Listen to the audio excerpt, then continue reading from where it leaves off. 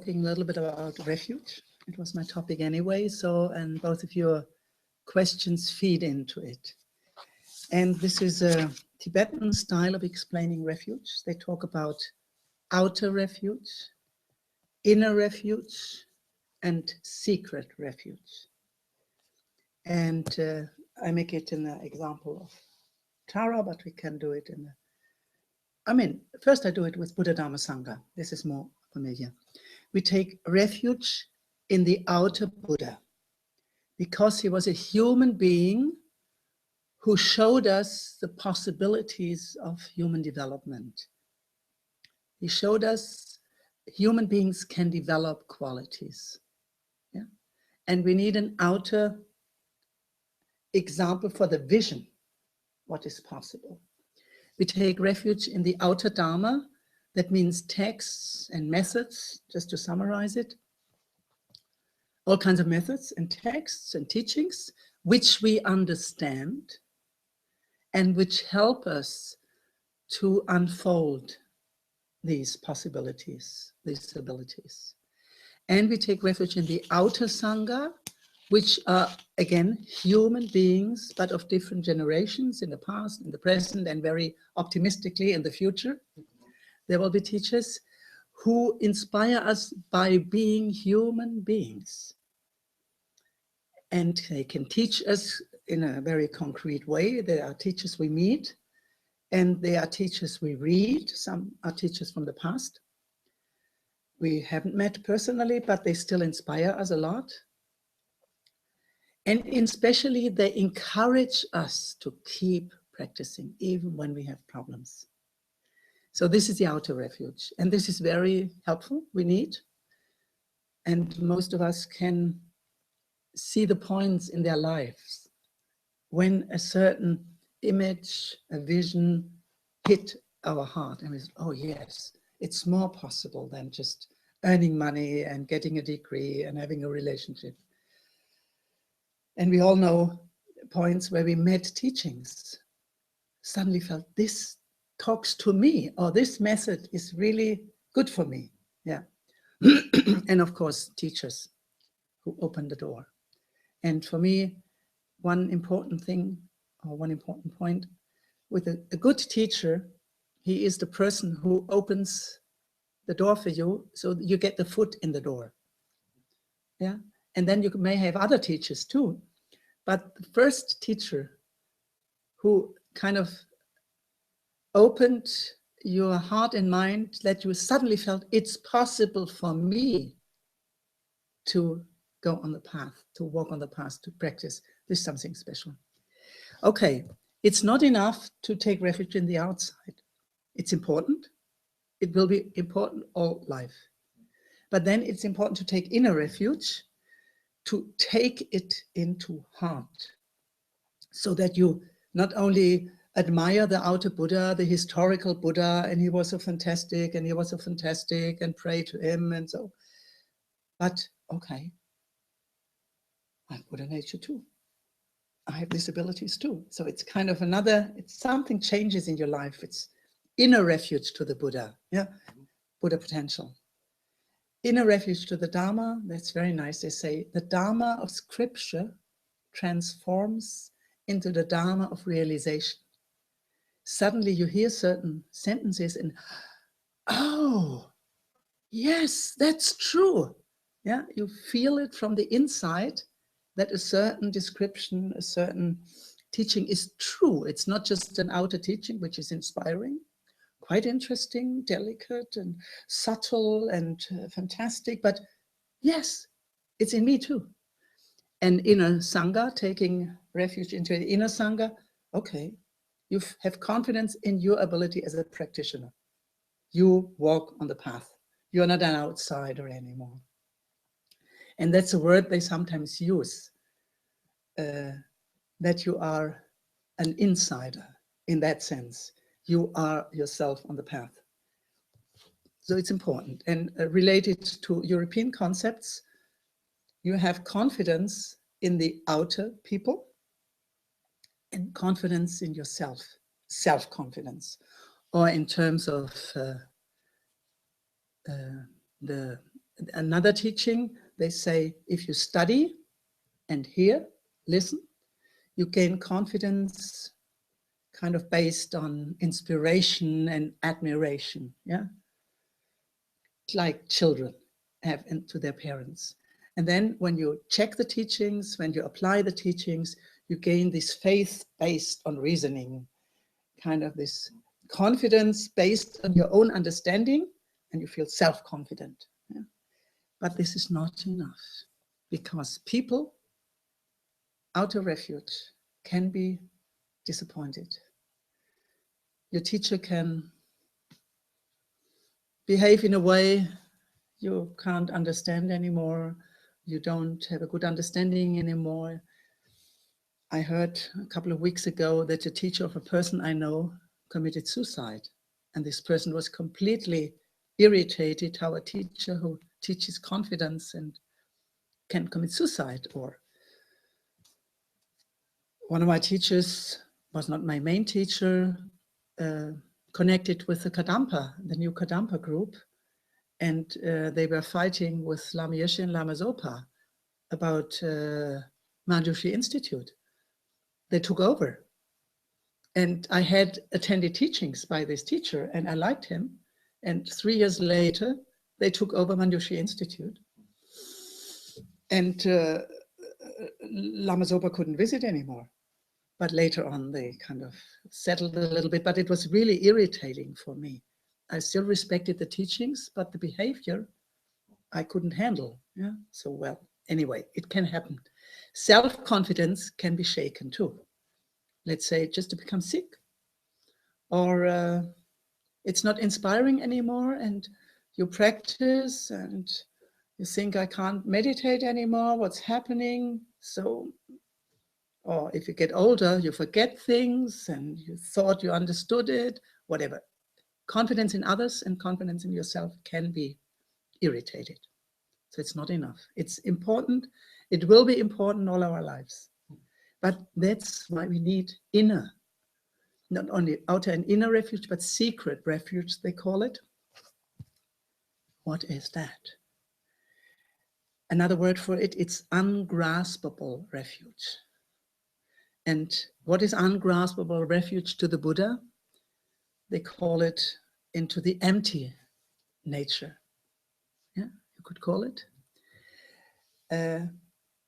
Or you could call it the Buddha nature, which you cannot make an object of understanding.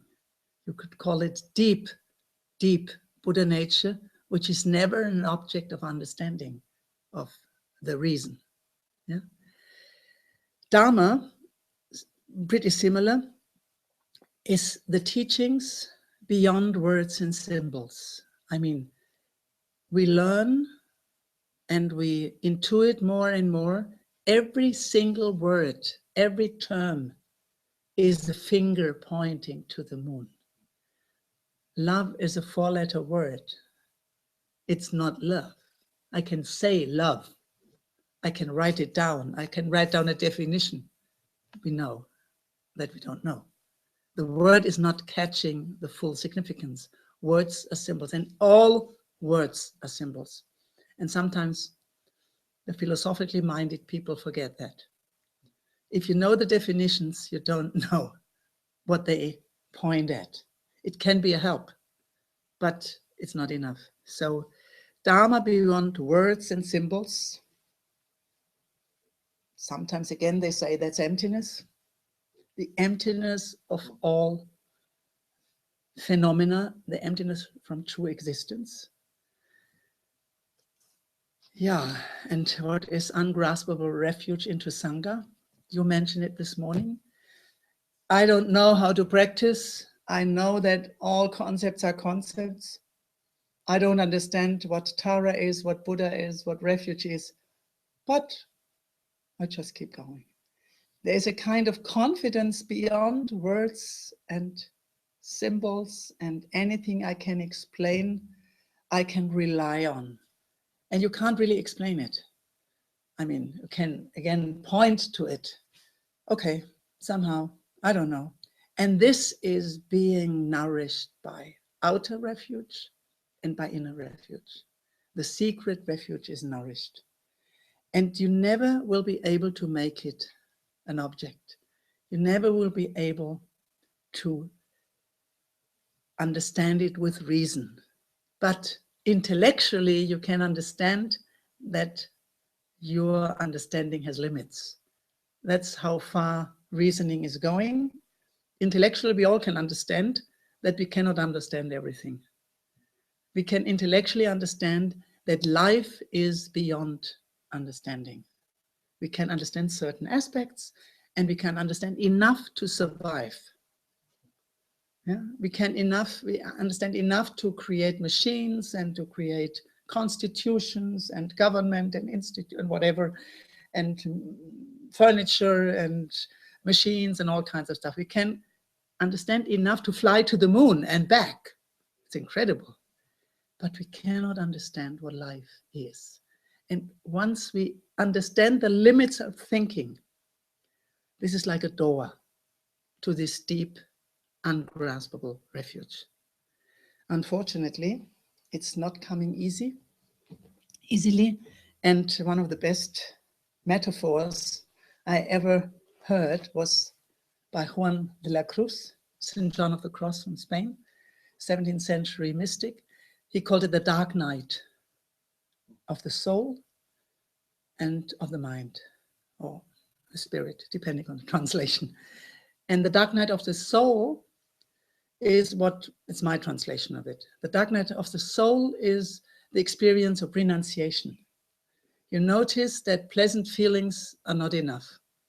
It's nice. I enjoy pleasant feelings, but you notice at a certain age, in a certain experience, you notice pleasant feelings is not enough. Even pleasant thoughts, very intelligent metaphors and poetry and art and everything. It's nice, but it's not enough. This is the dark night of the soul. And St. John of the Cross wrote, many people write about this. In all the traditions, they write about this and talk about this. Okay. But now something else is happening, the dark night of the mind. And nobody writes about it. And therefore I write about it. And this is when you notice that all concepts are concepts. And this is tough.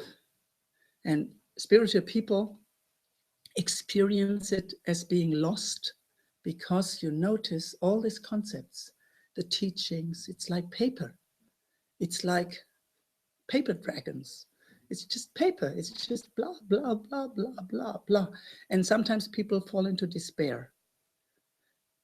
And obviously it's a heavy, strong picture, a strong image, dark night of the mind.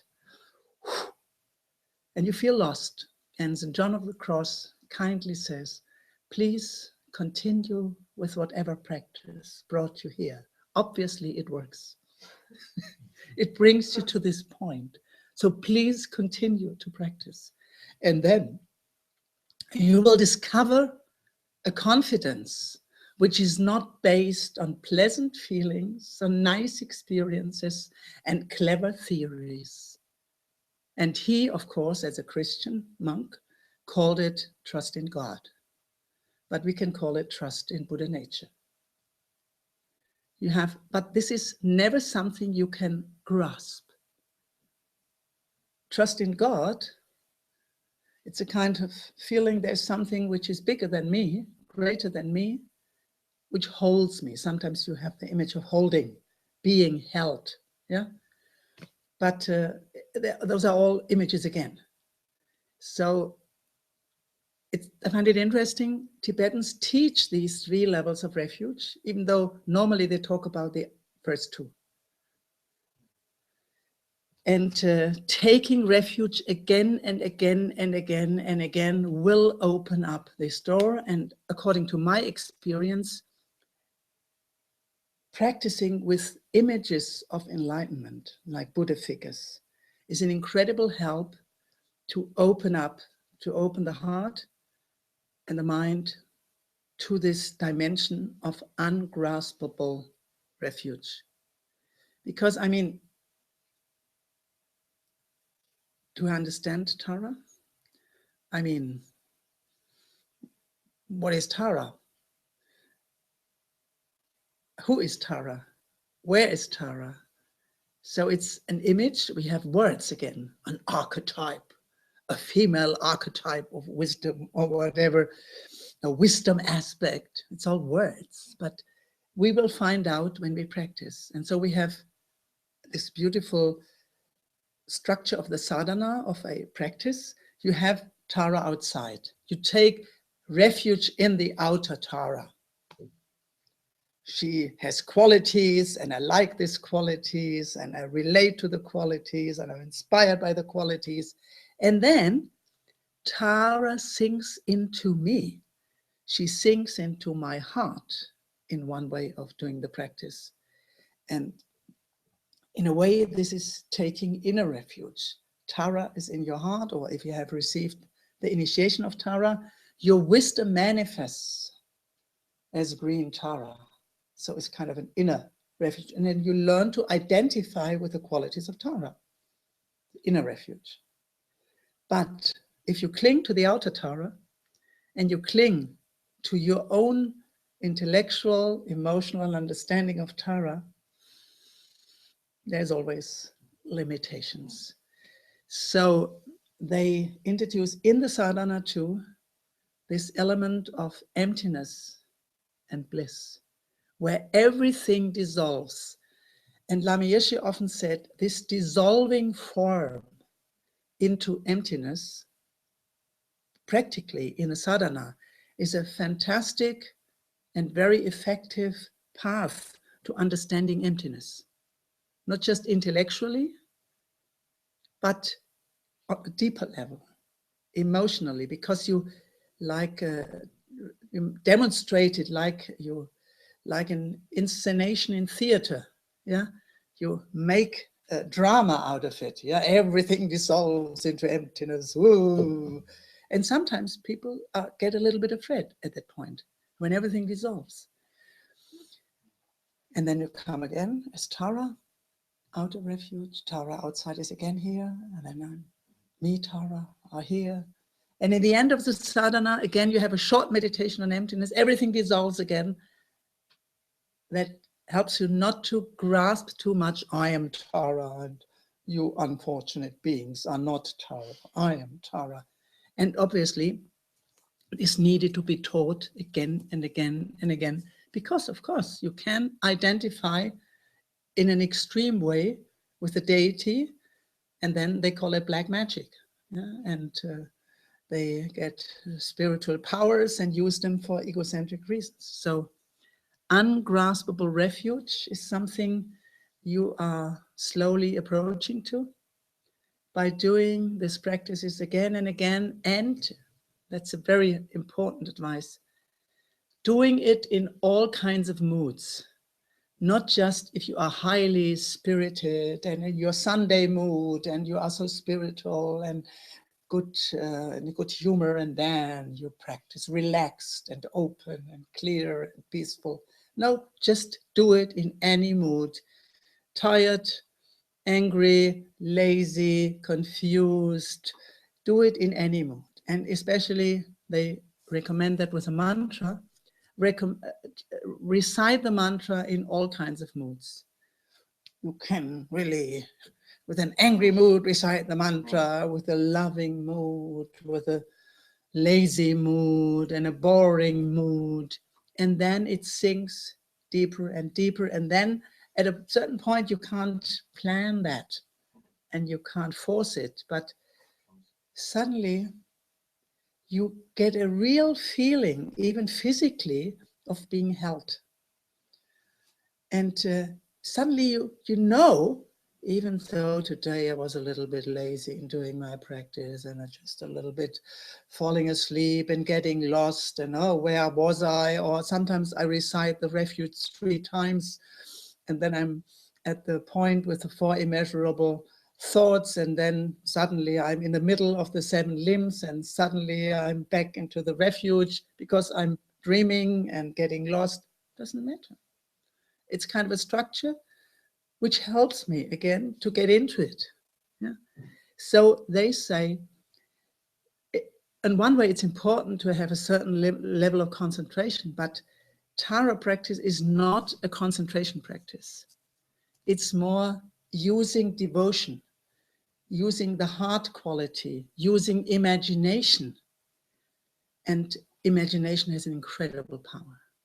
And I find it extremely helpful in our time, which is so rational, to nourish the imagination energy and the devotion energy, because it needs a space to unfold. Otherwise, we admire actors and actresses and people from sport. I mean, people have devotion. So they hang it on just kind of heroes in business and in sports and in theater and in the pop world. So we have a space where we can unfold our dedication, our devotion, where it's not dangerous for other people to get arrogant and not dangerous for us to get lost. So Tara practice, deity practice, works with devotion and emotional connection.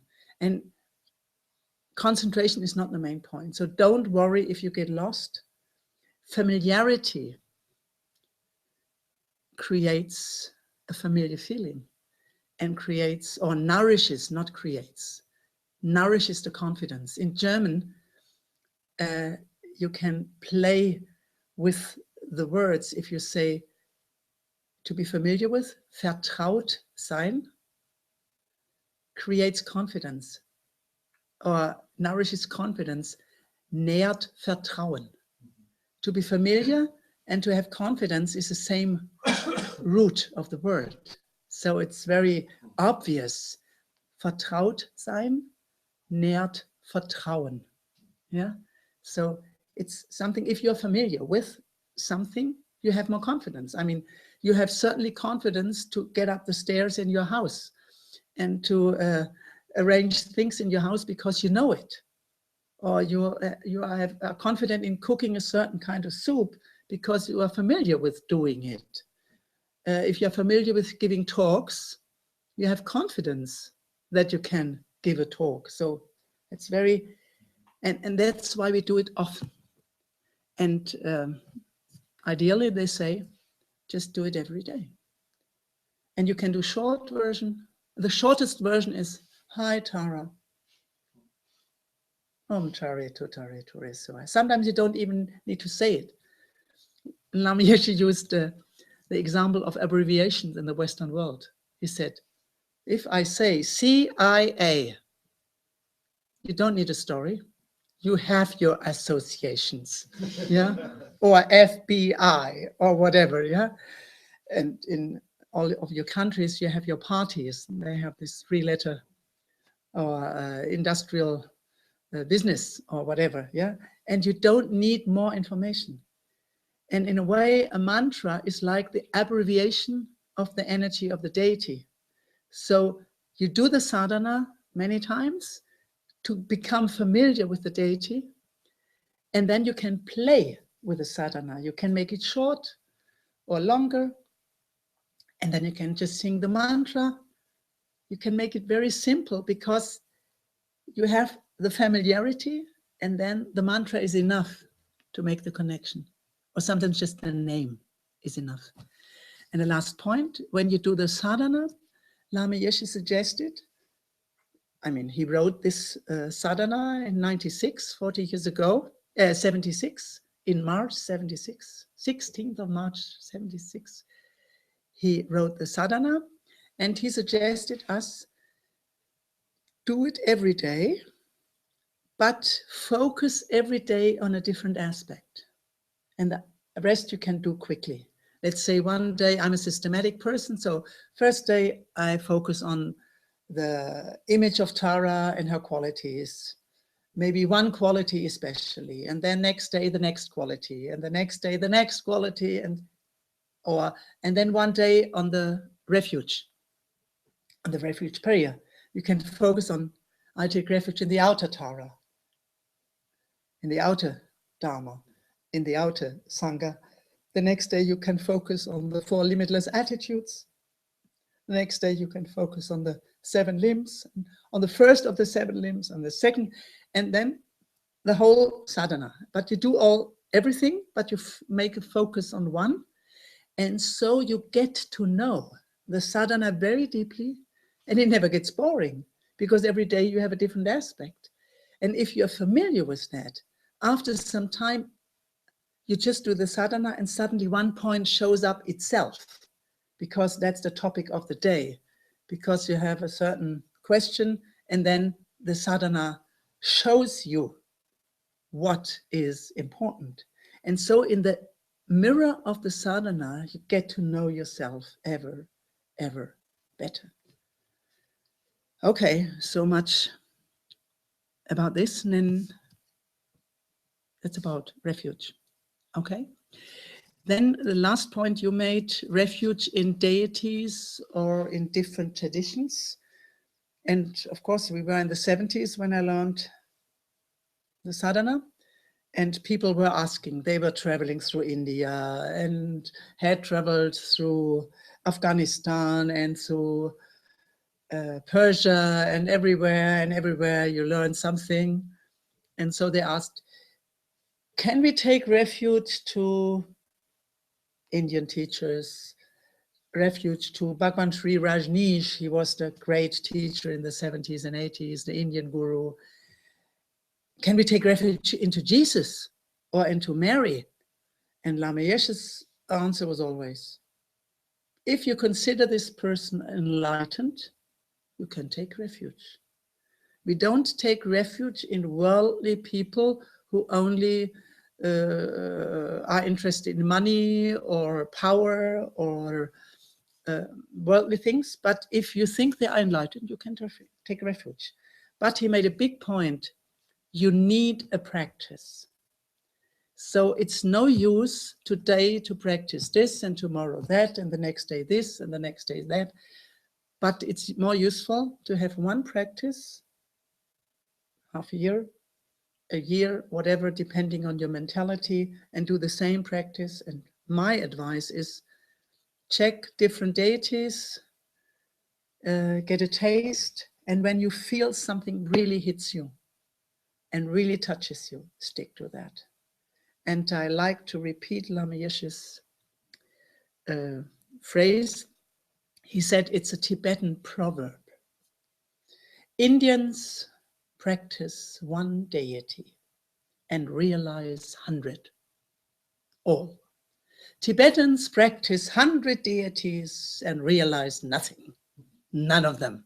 I prefer, or I recommend, he said, you check different deities, yeah, and then the one which really hits your heart, you put in the center of your life, and that could be a couple of years, and then suddenly you feel a strong connection to another one, okay.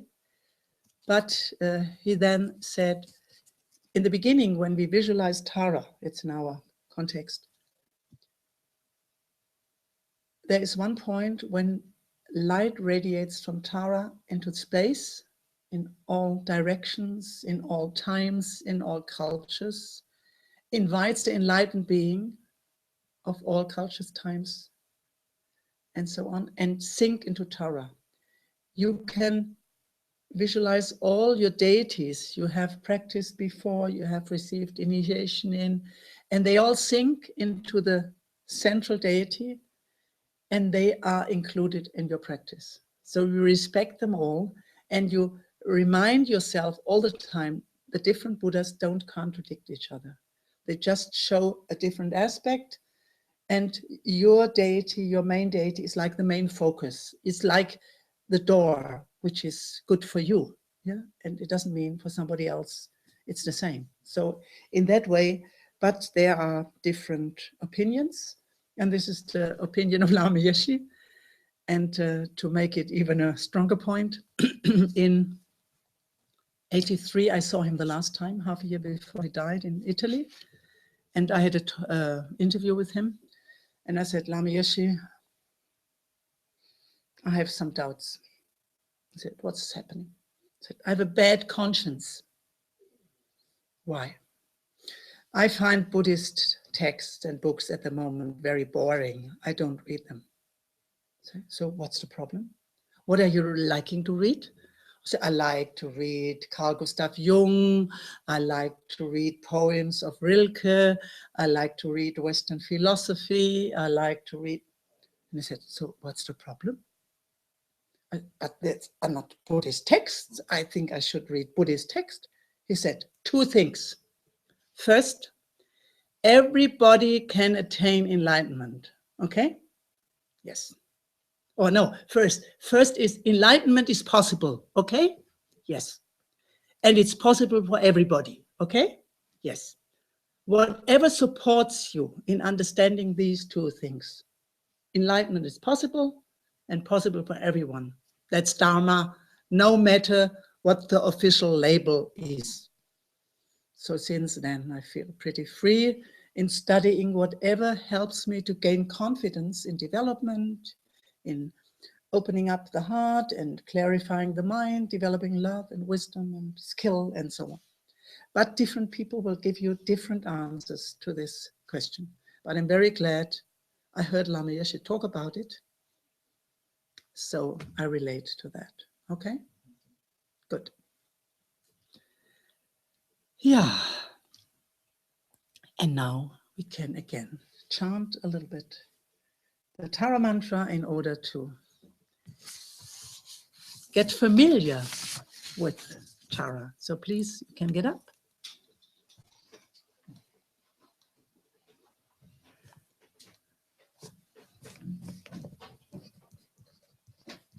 Please get up, stand up. Get up, stand up. Yeah.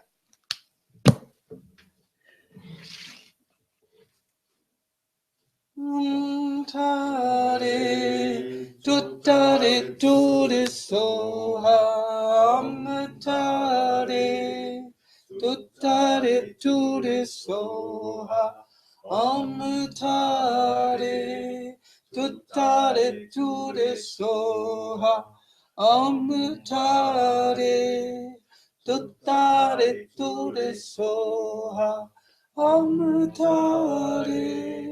Tuttare tude soha, tare, tuttare tude soha, tare, tuttare tude soha, tare, tuttare tude soha, tare. Tuttare tude soha, tare, tuttare tude soha, tare, tuttare tude soha, tare, tuttare tude soha, tare. Tuttare tude soha, tare, tuttare tude soha, tare, tuttare tude soha, tare, tuttare tude soha, tare. Tuttare tude soha, tare, tuttare tude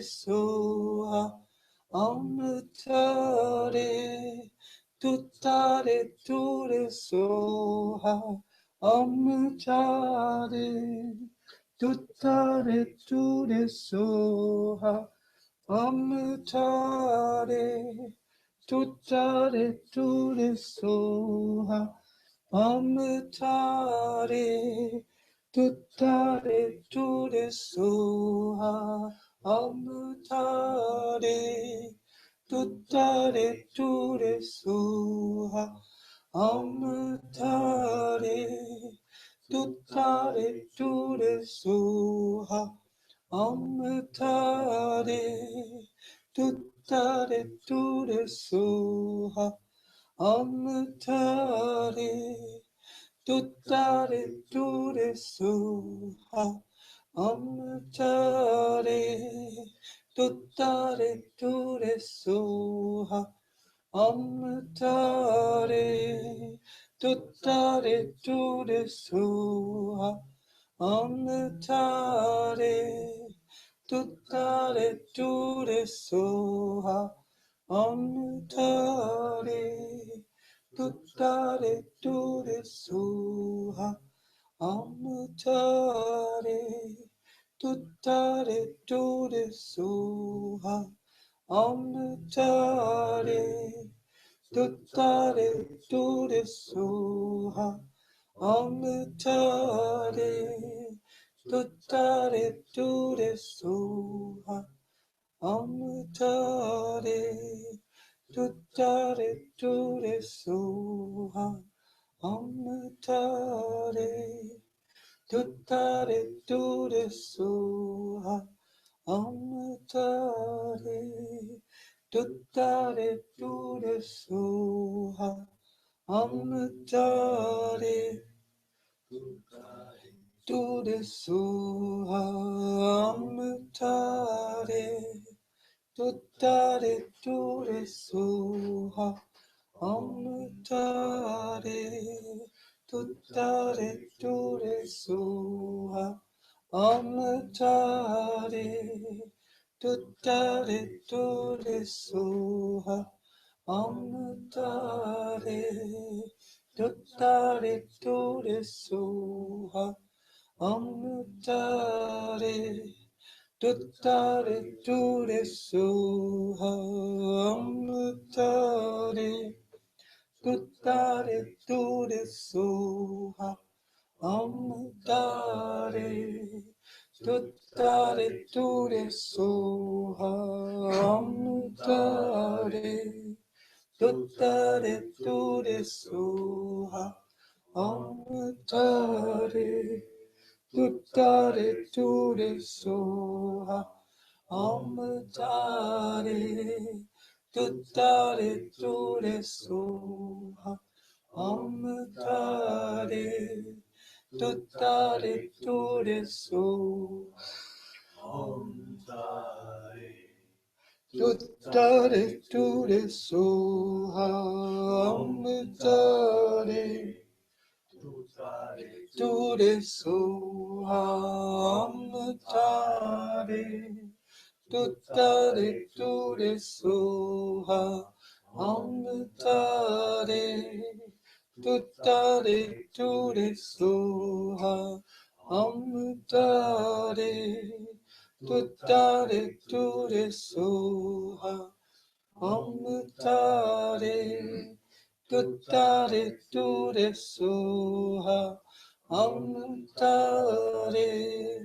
Tuttare Ture Soha Om Tare Tuttare Ture Soha Om Tare Tuttare Ture Soha Om Tare Tuttare Ture Soha Om Tare Tuttare Ture Soha Om Tare Tuttare Ture Soha Om Tare Tuttare Ture Soha Om Tare Tuttare Ture Soha Tare, tu tare, tu re, so.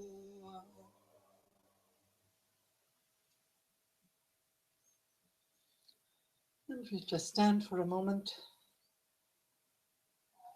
and feel the energy, feel the body, feel the heart and the mind.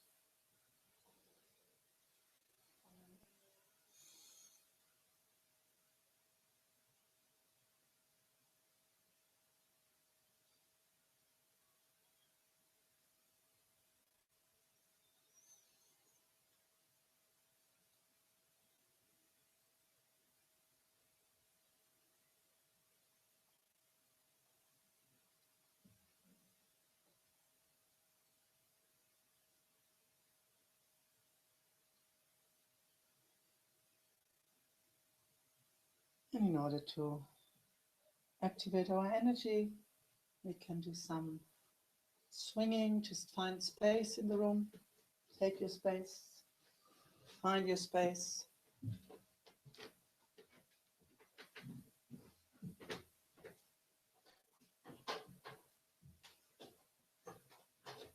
And the recommendation is that the feet are in a distance like the shoulders, felt shoulder width.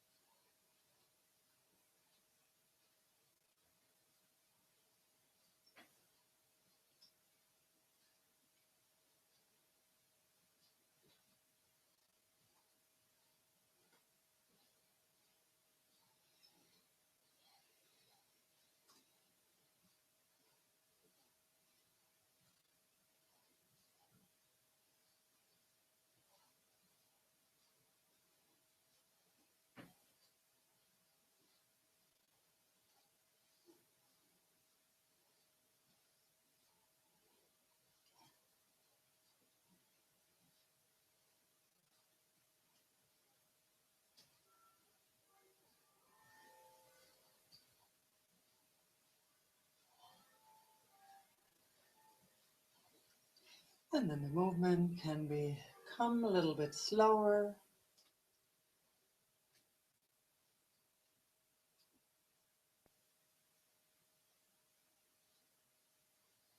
And we stand still and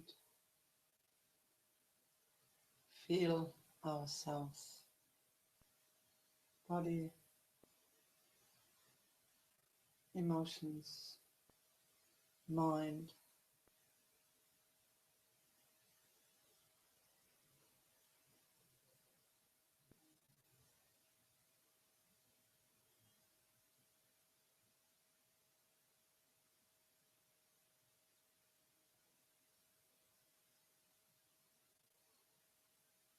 And then we shake arms and legs.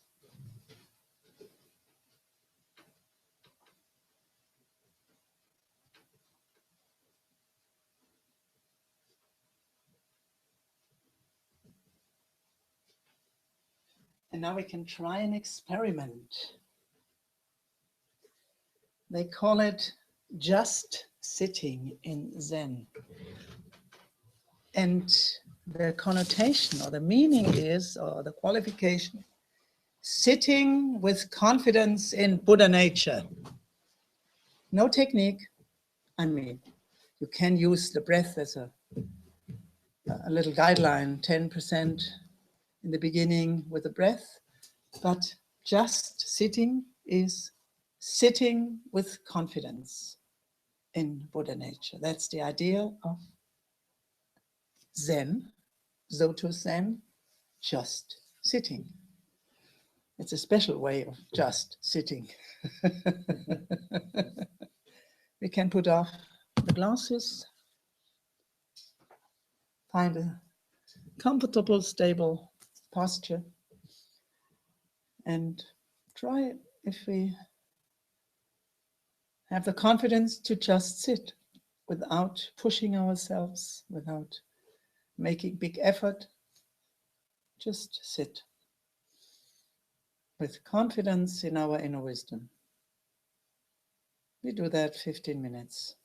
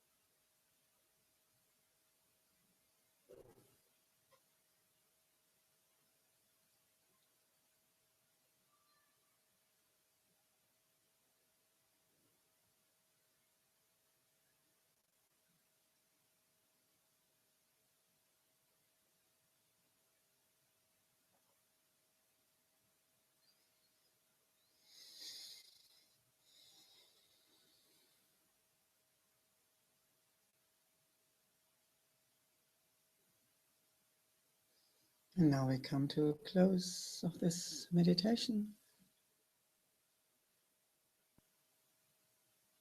And you summarize with the question, what happened? What was important? What touched me? And just wait what comes up.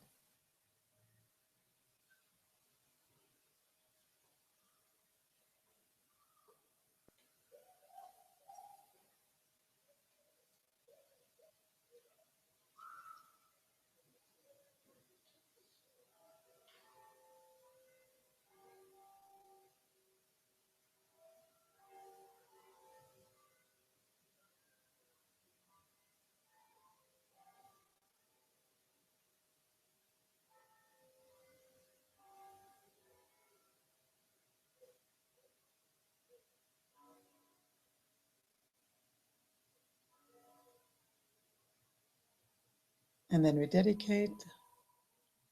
we formulate a wish how this, just sitting in confidence with Buddha nature,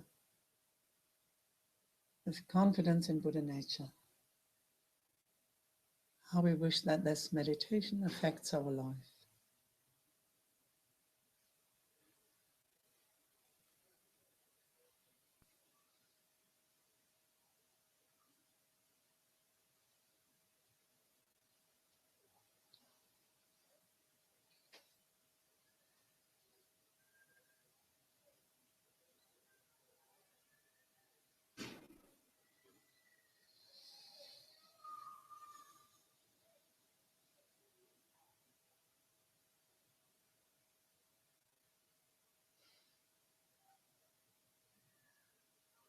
And a suggestion, we just sitting with confidence in Buddha nature, inspire the same confidence in daily life. That we do our best in all situations, whatever we can do, with confidence that some deeper wisdom is guiding us,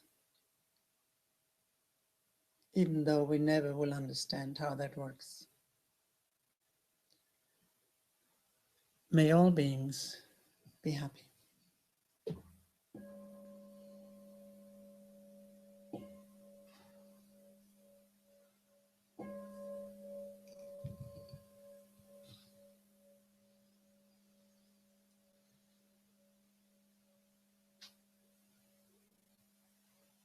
And you can move and stretch.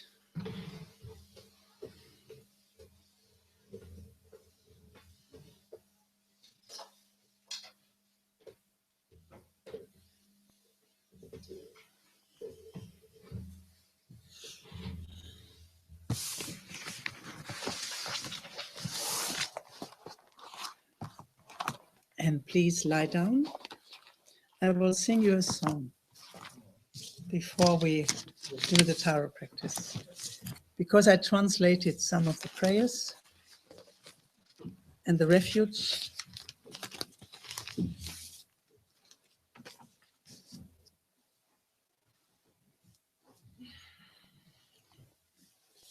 Relax.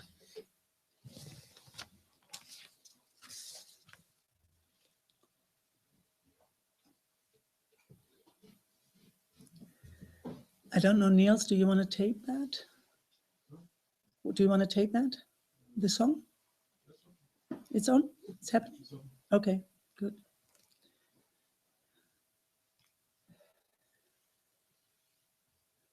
First, I'll chant refuge. I go for refuge to Buddha the end. I go for refuge to Dharma the path. I go for refuge to Sangha the people who walk on the path with me. I go for refuge to Buddha the end. I go for refuge to Dharma the path. I go for refuge to Sangha, the people who walk on the path with me. I go for refuge to Buddha, the end. I go for refuge to Dharma, the path. I go for refuge to Sangha, the people who walk on the path with me. And then I recite to sing the refuge with Tara outside, inside, and beyond words. I go for refuge to Tara outside. I go for refuge to Tara in me. I go for refuge to Tara beyond. She's the ground of my heart and my mind. I go for refuge to Tara outside. I go for refuge to Tara in me. I go for refuge to Tara beyond. She's the ground of my heart and my mind. I go for refuge to Tara outside. I go for refuge to Tara in me. I go for refuge to Tara beyond. She's the ground of my heart and my mind.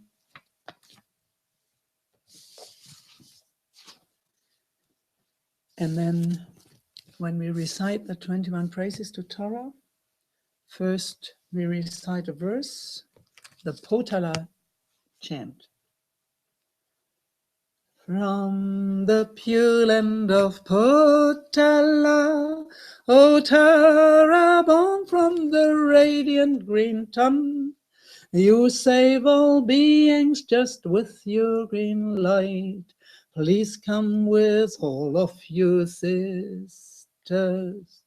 Gods and half-gods, they honor you.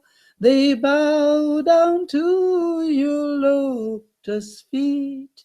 To you who saves each and every being, to you we bow down with heart and mind. From the pure land of Potala, O Tara, born from the radiant green tongue, you save all beings just with your green light. Please come with all of your sisters. Gods and half-gods, they honor you. They bow down to your lotus feet. To you who saves each and every being, to you we bow down with heart and mind. From the pure land of Potala, O Tara, born from the radiant green tongue, you save all beings just with your green light. Please come with all of your sisters. Gods and half-gods, say honor you. They bow down to your lotus feet. To you who saves each and every being, to you we bow down with heart and mind. And the third one is a prayer of devotion to Buddha Tara, which was done by the Sakya Sangha from Barcelona.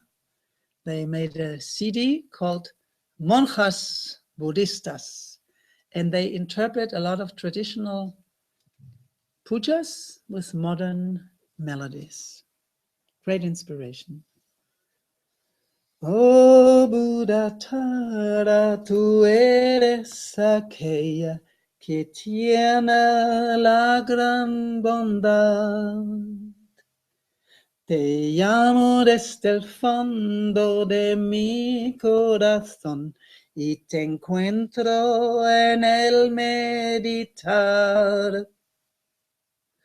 Una y otra vez te llamo que nunca más estemos separadas. El gozo es el gozo de la unión de mi mente con la de mi Guru. Oh Buddha Tara, tú eres aquella que tiene la gran bondad. Te llamo desde el fondo de mi corazón y te encuentro en el meditar. Una y otra vez te llamo que nunca más estemos separadas. El gozo es el gozo de la unión de mi mente con la de mi Guru. Oh Buddha Tara, tú eres aquella que tiene la gran bondad. Te llamo desde el fondo de mi corazón y te encuentro en el meditar. Una y otra vez te llamo que nunca más estemos separadas. El gozo es el gozo de la unión de mi mente con la de mi Guru.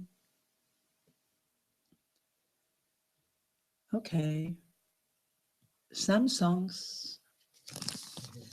And there's a beautiful quote from, I think, Yeshe Tsogyal. Sing your songs and prayers with beautiful melodies that rings confidence from the mark of your bones. So when you chant with devotion, confidence, and trust in Buddha nature will arise without effort. Okay. Just can lie a little bit more, rest a little bit more, and let the chants have their effect, whatever that is.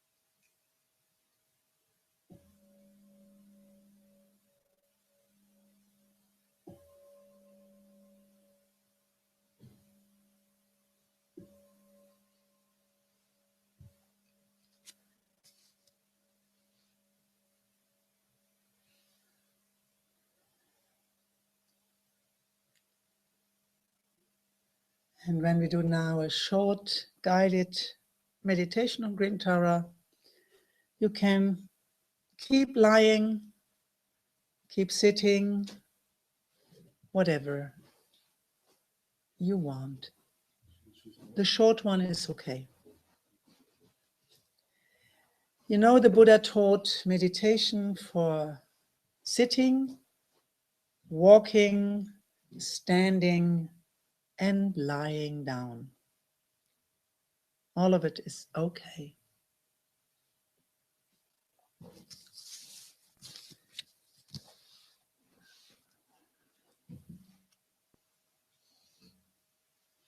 So please find a comfortable, stable posture.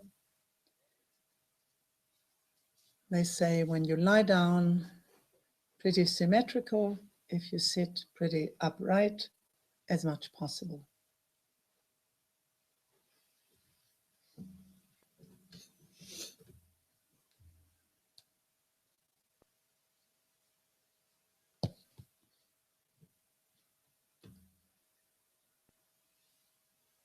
And now we do a short practice of green Torah. And first we just settle in our posture. And for some moments, don't move and let the mind wander freely.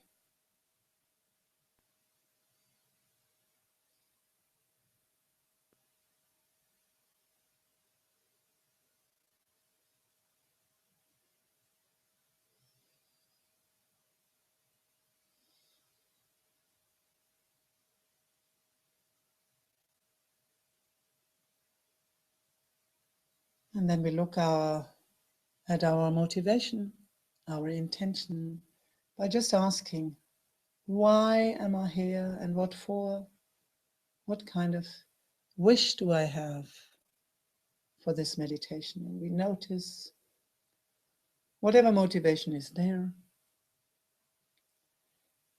And if we want, we can expand it in the direction of being connected with others, being interested in the welfare of others too.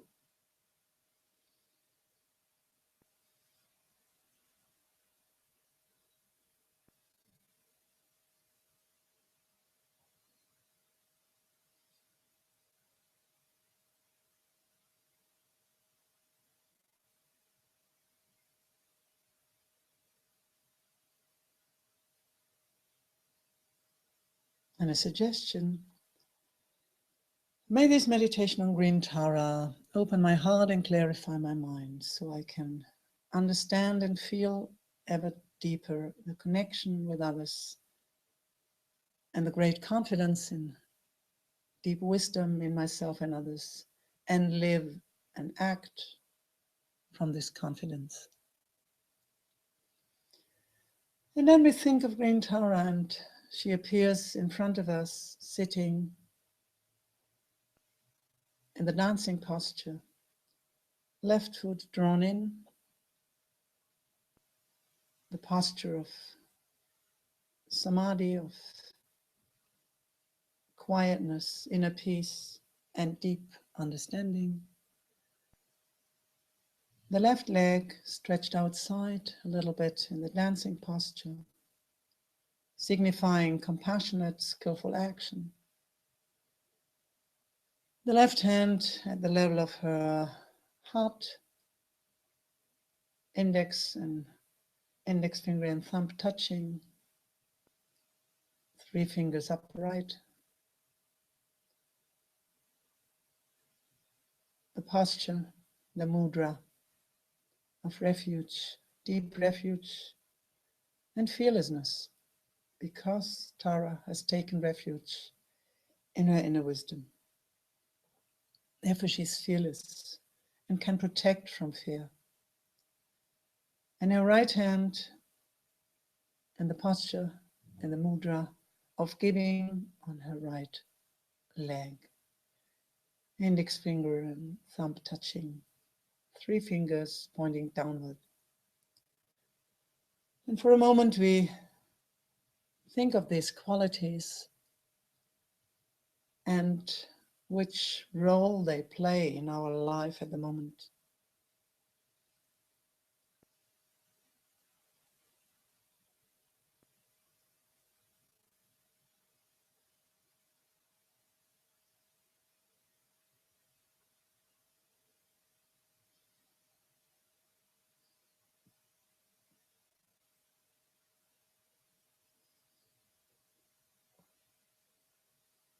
And from Tara's heart, light radiates in all directions, invoking all the enlightened beings of all times and cultures and directions.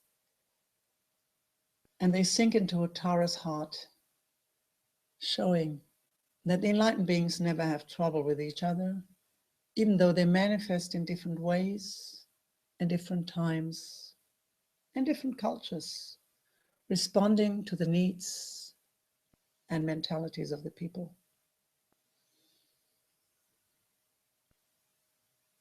And we are surrounded by all beings, traditionally in 4 groups. To the left, all female beings in human form, including our mother and female relatives. To the right, all male beings in human form, including our father and all male relatives in that closeness or distance which is appropriate. In front of us, looking at Tara, all the people we tend to avoid, people we don't like, we are irritated by. And in the back, all those we like, we trust.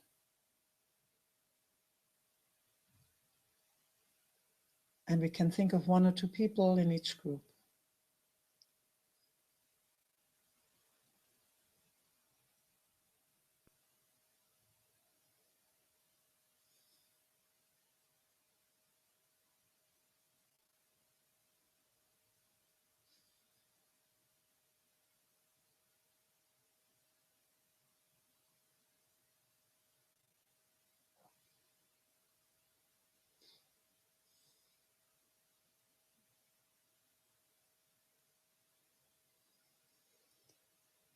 And around those 4 groups are beings in endless number, endless like space. And we all together take refuge in Buddha Tara outside. She's a mirror for all our potential, a source of inspiration. And we take refuge in the outer Dharma, all teachings, methods, which we understand, which we feel inspiring, which we can practice, apply in order to discover our deep wisdom, develop our qualities. And we take refuge in the outer Sangha, teachers, people we know, who inspire us because they are humans who have discovered their inner wisdom, love, power, and can teach us, guide us, inspire us, and strengthen our confidence that we can practice. We can walk on the path in our own rhythm, with our methods which are appropriate. May we all discover liberation and full enlightenment with the help of the practice of Green Tara for our own benefit and the benefit of everybody else.